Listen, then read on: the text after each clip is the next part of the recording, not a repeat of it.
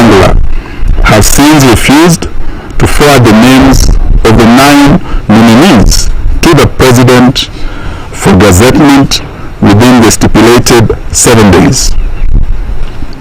This has really surprised us because after we met and we moved with speed to ensure compliance with the court directives, there has been no movement in Parliament deliberately to delay this process.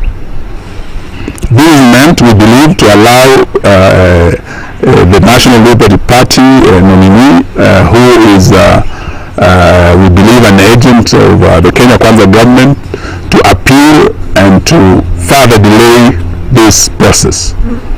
So we're here today as the opposition to demand immediate gazettement of the IEBC selection panel, who should move its speed to put in place the new IEBC, and we should stop these shenanigans and sideshows that have caused the delay for all this period, because the delay in having the new IEBC places the future of our democracy at stake. And I think after 2 years of William Ruto's leadership, we can declare today that William Ruto is indeed an existential threat to our democracy. And this interference with this key institution further confirms that. I would like now to invite my brother, Kioni, to take us to the second part on the abductions. Thank you. Thank you. As indicated by my colleague, the next issue that we want to address is the issue of police phone spying, state-sponsored abductions, hijackings, and extrajudicial killings.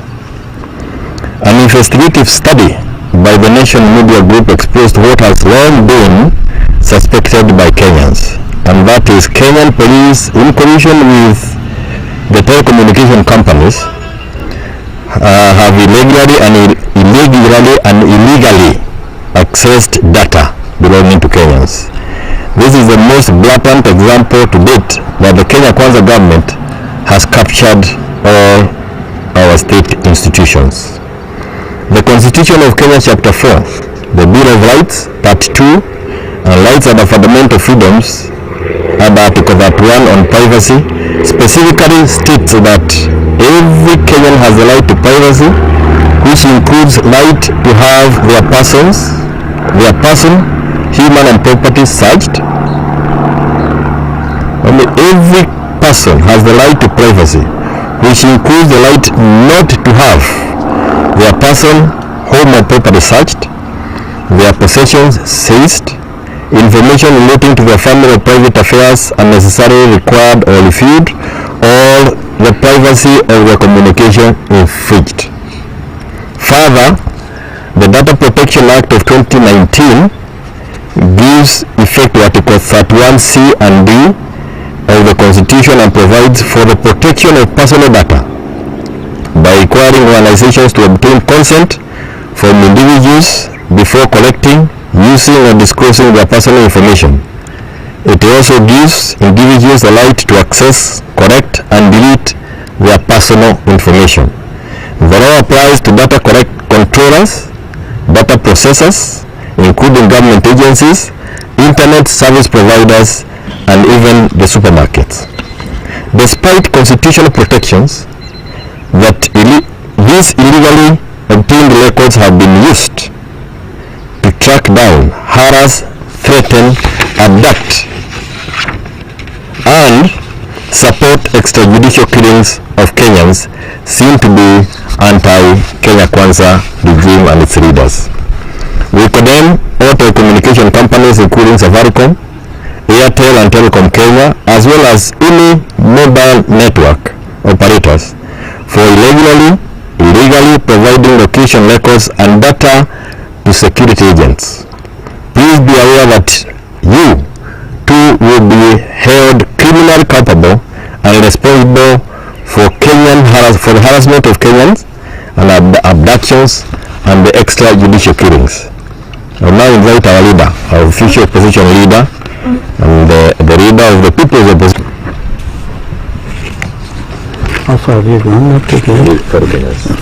Fellow Kenyans. Fellow Kenyans,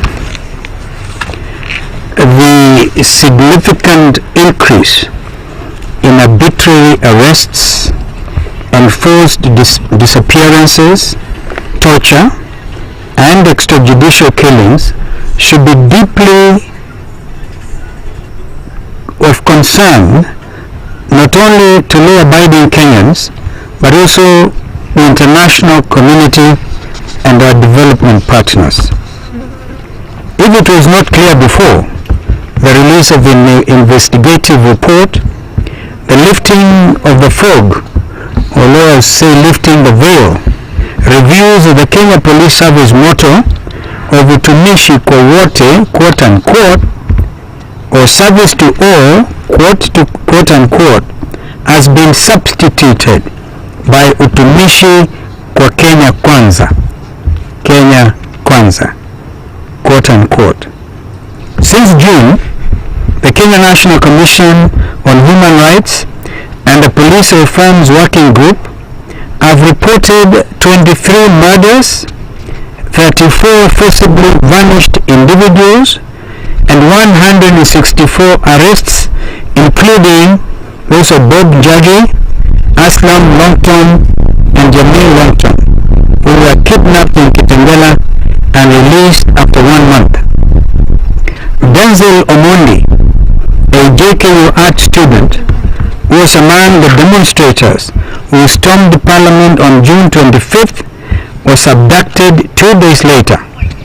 9 days later, his tortured body was discovered floating in a Georgia quarry. John Juguna Kuria, a civic educationist based in West Pokot, was reported missing for 12 days before his mangled body was discovered discarded. Over the past 3 days, Maverick Aoko and Boniface Mwangi have been kidnapped from their houses. After being freed, Mwangi was accused of inciting others. It's still not clear where Ms. Aoko is. The most alarming is that public mortuaries in Thika and Nairobi are requesting court orders to dispose 201 unclaimed dead bodies that the police have dropped off in the past year. Joining the growing international condemnation, the Independent Medical Legal Unit IMLU and the World Organization Against Torture OMCT have denounced this regime for gross human rights violations that amount to apparent breaches of international humanitarian treaties that Kenya has ratified, especially the International Covenant on Civil and Political Rights and the Conventions Against Torture and Enforced Disappearances. As the opposition, we demand that the security services from the National Intelligence Service, NIS, under the leadership of Nordin, the Directorate of Criminal Investigations, and the DCI, led by Mohammed Amin, the Anti-Terrorism Police Unit, ATPU, under the leadership of Sid Kiprotich, the Serious Crimes Unit, led by Michael Sang, Joseph Boynet, the Deputy National Security Advisor, State House, and the Crime Research Intelligence Unit, CRIB, led by John Onyango, ought to be held accountable for their violations of Kenyans' rights and made criminally responsible. Because at the end of the day, all public officers holding the positions I've mentioned are not above the Constitution. Furthermore, their immediate superiors, the Inspector General of the Kenya Police and the Minister for Interior and National Administration, should be held accountable for overseeing a service that has gone rogue, with a focus on serving the interests of a few political elite at the expense of Kenyan security. However, it is our contention that the President of the Republic of Kenya carries the biggest responsibility for police phone spying, state-sponsored abductions, hijackings, and extrajudicial killings. Despite overwhelming evidence, including that of the Deputy President, Mr. Rigathi Gachagua, during the impeachment trial, Mr. Ruto continues to claim that he is not aware of any such incidents. Ruto further says that these abductions, extrajudicial killings, are fake news and propaganda that is hurting our nation.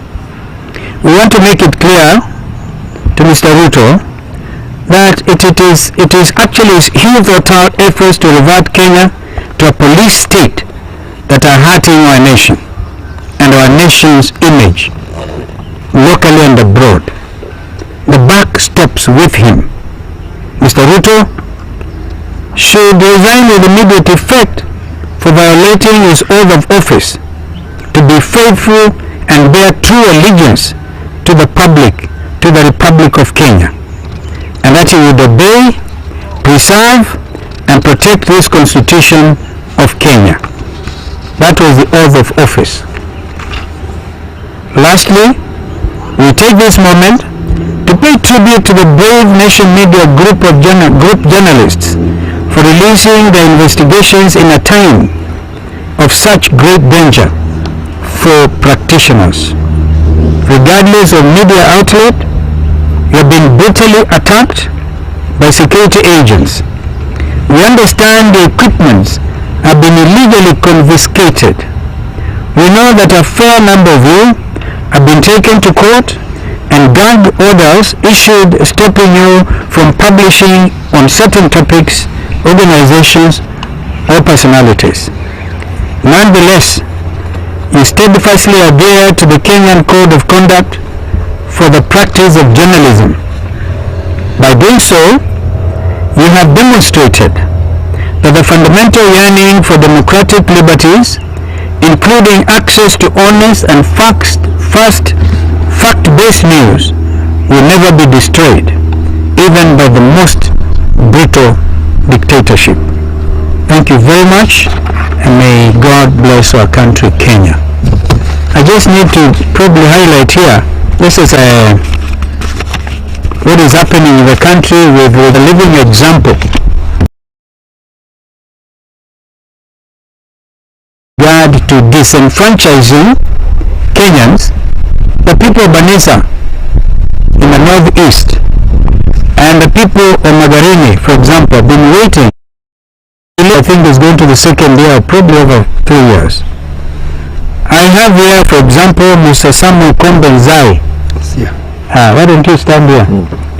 Mr. Samuel Kombenzai has been waiting to run for the by-election in Magarini on a wiper ticket, which is an Azimio ticket. But there's nothing happening. What instead we are witnessing is procrastination, attempts to say, because the most illogical thing I've heard in the last 24 hours is a statement by my friend Weta saying that they want first of all to dispense with the Gachagua hearings before he can forward the names of the 9 nominees to President Ruto to Gazette.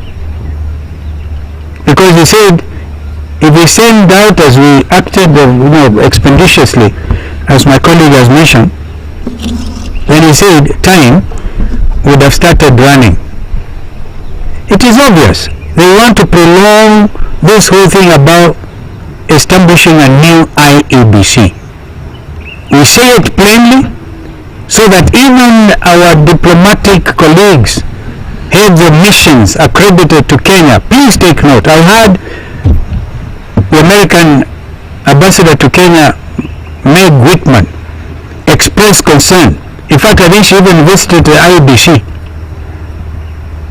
It is clear Mr. Ruto does not want an IEBC. I think he should tell us why he doesn't want a new IEBC. upinzani, labda mnapanga kuwadhibiti aje mashirika hayo? Wenyewe wajidhibiti, sababu usipojidhibiti basi itakuwa ngumu sana. Nakushukuru kwa swali lako. Kwa jumla tumekusanyika hapa leo ili tutoe taarifa ambayo tumesoma kwa lugha ya Kiingereza kwamba Wakenya hawaridhiki kamwe kwa sababu ya mambo haya matatu. Jambo la kwanza ni kwamba sasa yapata mwaka wa tuendelea sasa mwaka wa 3 hivi bila kuwa na tume ya uchaguzi, na tumeweka wazi kwamba Bwana Ruto, rais wa jamhuri kwa wakati huu, ni kama hana nia kabisa la kuhakikisha kwamba Kenya inapata tume mpya. Yaliyofanyika nyuma yote tutaelewa, lakini sasa kuna umuhimu mkubwa sana. Jina la Koki Moli limepelekwa mbele kwa sababu jambo hili lilikuwa limepelekwa kwa mahakama. Wengine walikuwa wakitaka kulaumu wanaazimio na Wiper wakati ule, lakini wiki moja iliyopita uamuzi umetolewa na mahakama kwamba yule ambaye alikuwa anasongeshwa mbele atoki kwa chama ambacho kimewakilishwa bungeni.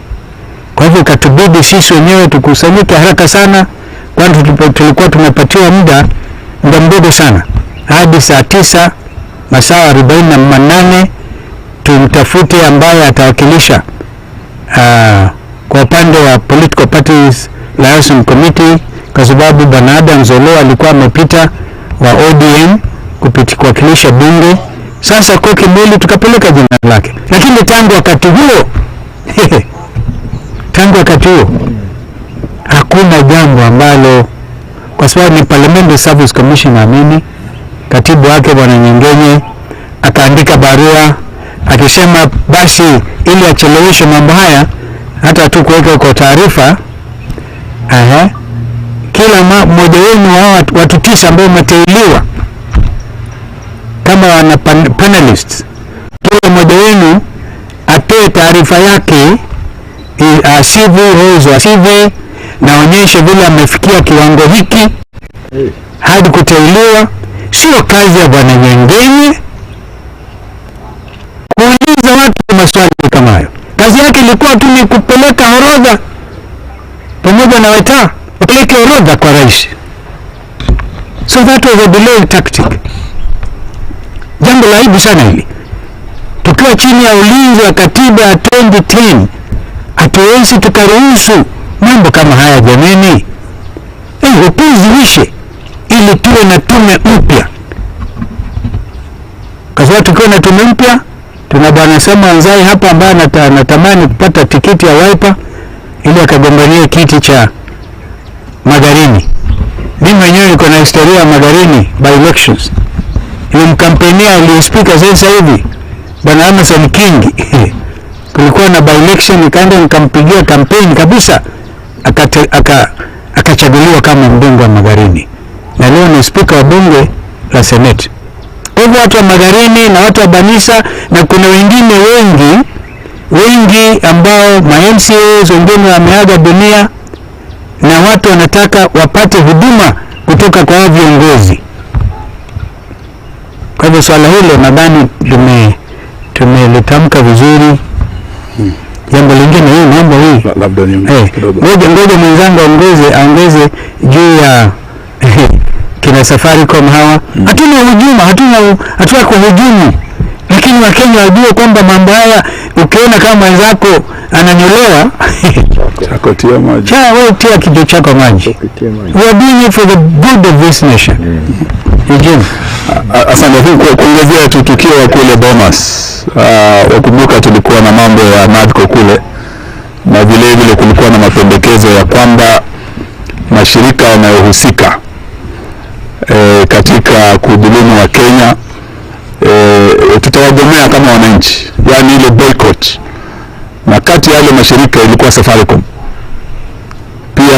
sawa na benki ya KCB wakati kumekuwa na kashfa ya mafuta, ile edible oils bilioni 16 zimechukuliwa na marafiki wa Ruto kupitia KNTC, kupitia KCB. Tulikuwa tumesema kama Wakenya tutahakikisha kwamba haya mashirika yataajibika, na leo kwa hii statement yetu tunataka tuambie kina Safaricom na wale wanatumika na polisi in aiding and abetting the abductions, the enforced disappearances, the extrajudicial killings, they should be held accountable by the people of the Republic of Kenya. Wale watoto ambao walikuwa na simu wakiingia bungeni wakiwa na maji na bendera, ile teknolojia ya Safaricom ilitumika kuweza kupata watoto hawa. Wengi kufika sasa wameuawa na hii serikali, na sio Kenya tu, nchi jirani ya Tanzania. Juzi tumesikia kiongozi wa upinzani Tundu Lissu kule walitumia teknolojia kumtafuta alipokuwa na akafanyiwa yale madhambi ambayo alitaka kuuawa. Leo hii hatuongee tu ya majenzi, hata sisi kama viongozi wa upinzani tunajua ya kwamba simu zetu have been tracked. Tunajua ya kwamba vile Tundu Lissu waliwekwa hatarini kule Tanzania, mashirika yanayotumika hapa na teknolojia yao yataajibika kwa Wakenya. If any harm comes to Kalonzo Musyoka ama Kioni ama Wamala ama viongozi wengine, tunajua ya kwamba mko mnatumika na mnasaidia kupeana hiyo teknolojia na kupeana palipo wale ambao wanatafutwa na polisi. So you should be held equally accountable for aiding and abetting the police in these abductions, extrajudicial killings and enforced disappearances. Asante. So, I think that's okay. Yes, ma'am.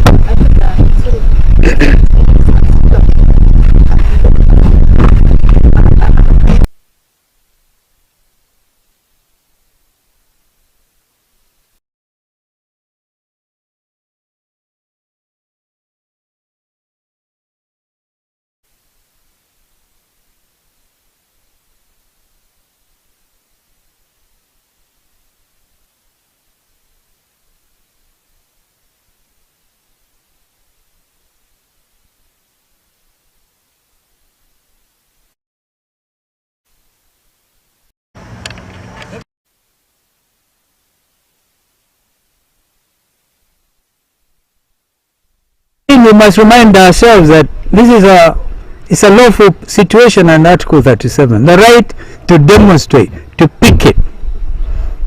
The Gen Zs did us proud. We keep on repeating.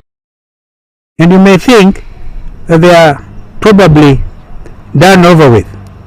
Perhaps it could be it could be the thing before the storm. It's calm before the storm. Just quick one.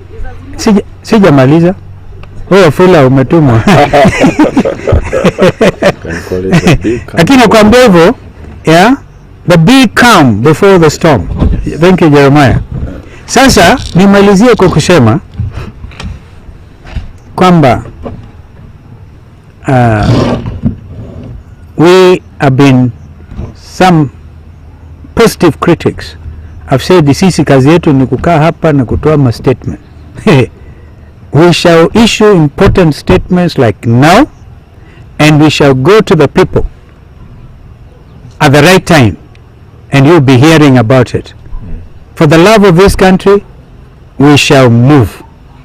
And those Kenyans, we know the majority of Kenyans are feeling the way we are feeling. In fact, we are speaking their language. Wafula, what was your question? Simple one. Is Azimio dead? What do you think? I need a clarification from you. Well, as we speak. No, I know Jeremiah. I know Jeremiah will bury it now. All right? We have certain things to do. We are very decent people. These two gentlemen here, that's why I don't want to give them the floor. No, Azimio is there on paper. Coalitions disagree. Like as Azimio, we disagreed on the impeachment motion, Our colleagues in ODM supported impeachment. Broad-based. They went on broad-based. In fact, even them, I can tell you, even Barbara was surprised by the broad-based. But that's okay, all right? We stood out in opposition against that broad-based or bread-based government. We are, some of us, in court of Andani. I agree. And you know, Andani, even in Safaricom, kila kitu, state capture. We have said it. But we have not said we are winding up as a mayor. At least not yet.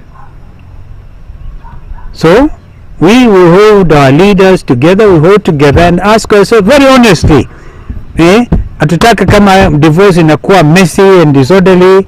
Weta again, my friend said that one time. Yeah? No. We have to do things differently. And so, the freedom of speech, the freedom of association, wakati ukifaa, tuone mambo haya hawezi kuendelea vile yalivyo, we shall brief our people. Thank you so much. Thank you. Thank you. Don't need to answer.